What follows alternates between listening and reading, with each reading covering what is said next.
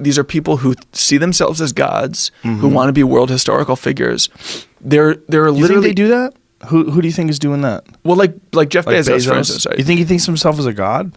Yeah. Really? Yeah. Really? You don't? Nah, I read those text messages he sent to that chick. I don't think a god would say that. But a god would say you should be lucky to get this dick.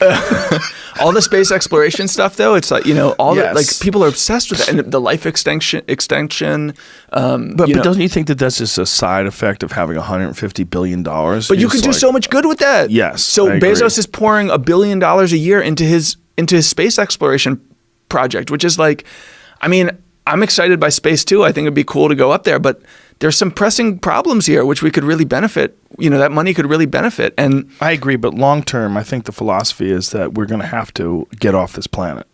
And if the human race is going to succeed, because of not just the threat of global warming, but of asteroidal impacts and many other factors. It's an asteroid thing, I think. I mean, for me, supernovas. There's a lot of factors. On the particular question of climate, there's just no way that the Earth is going to get as inhospitable as Mars is. So the idea of building a colony there as a hedge against global warming is just crazy. It is ridiculous. But on the positive note, if we could fix that shithole, like imagine what we could do here. Yeah, paradise. Well, the idea is terraforming, right? That they're going to go there with some kind of massive machine that's going to create oxygen in the environment, and well, it's a good place to practice because no one lives there. Right. So you could do all kinds of goofy shit and go, well, good news and bad news.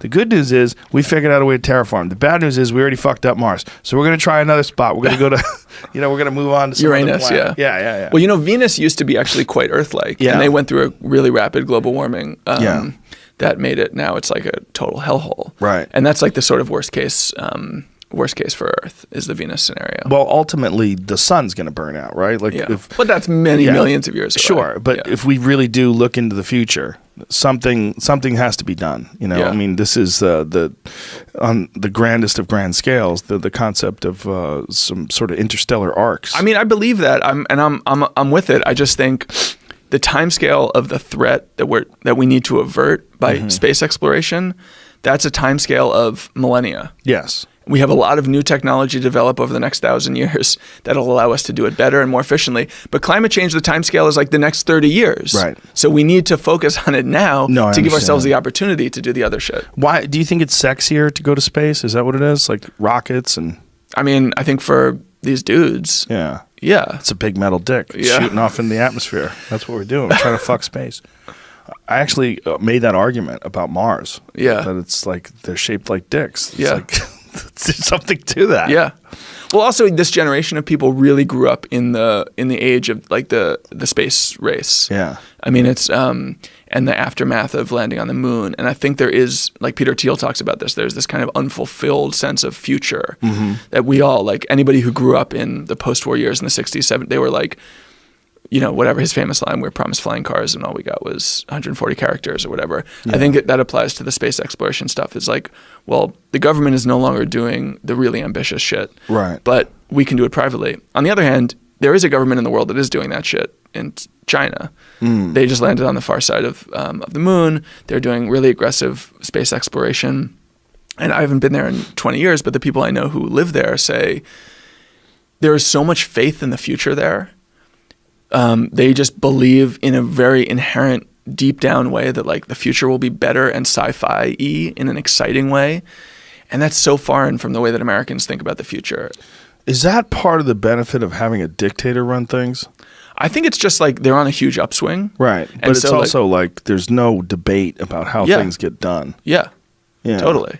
I mean, that's what I was saying before. It's like it gives you some hope for climate. If like Xi Jinping is just like, okay, immediately no more coal, they'll all stop. Right. But he's also throwing 2 million Muslims in concentration camps. Right. Yeah. This Bezos thing, I mean, I'm not criticizing you because I think it's a very common thought, but why is it that when we look at these super rich billionaire characters that are on the top of the heap, why do we think of them as like having these tremendous egos and looking like gods? Isn't it sort of that's just how you're always going to look at someone who lives in a $100 million house? And it's possible. I think when you look at I mean, not to get too like armchair psychologizing about Bezos, but when you look at the physical transformation that he's put himself through, when you think about like the life extension, What has he done physically? well, he's just like, I mean, if you look at photos of him when he's like a young man, he's, you know, just kind of like dweeby. Right. And now he's like an action hero. Is he really? Yeah. I mean, maybe not like you, but he's pretty. Is Bezos jacked? Am I missing something? Let me show It you. definitely looks different. Well, pull Yeah. up some images of Jeff Bezos jacked. I didn't know. But Well, he got a trainer. I mean, no, I'm not blaming him, but that's only one part of it. I would say bigger than that is, you know, the just how thin-skinned the world's. okay, let me say, zoom in.